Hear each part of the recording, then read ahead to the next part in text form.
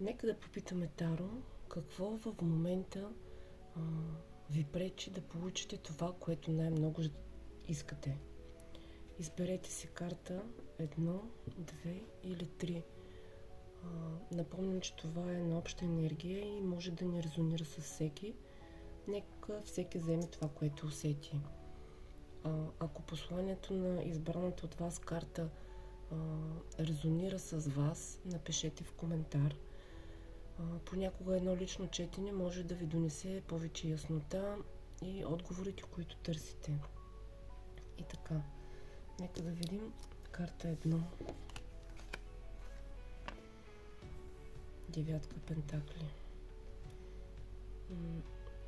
Тук пречката е силната ви самостоятелност и комфорт, който вече сте изградили. Умеете да се справяте сами и цените свободата си и сигурността си. Не е липсата ви спира тук, а нежеланието да рискувате удобството си, за да пуснете нещо ново или някого по-близо до себе си.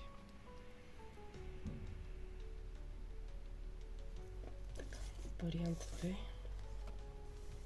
Карта влюбените.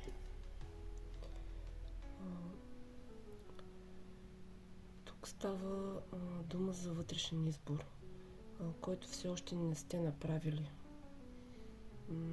Има раздвоение между разум и сърце, между две посоки, между две желания.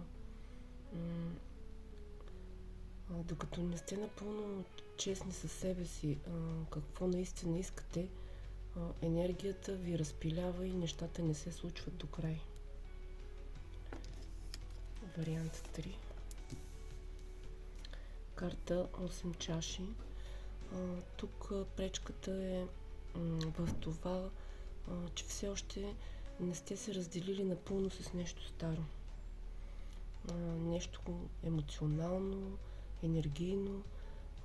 Знаете, че не ви удовлетворява, но част от вас все още гледат назад. Тук новото няма как да дойде, ако старото все още не е пуснато или не държите за всеки случай. Ако посланието на картите, които сте си избрали, резонира с вас, отново напомням, напишете в коментар.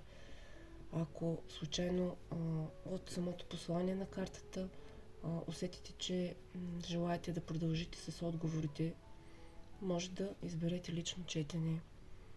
Пишете ми. Благодаря ви.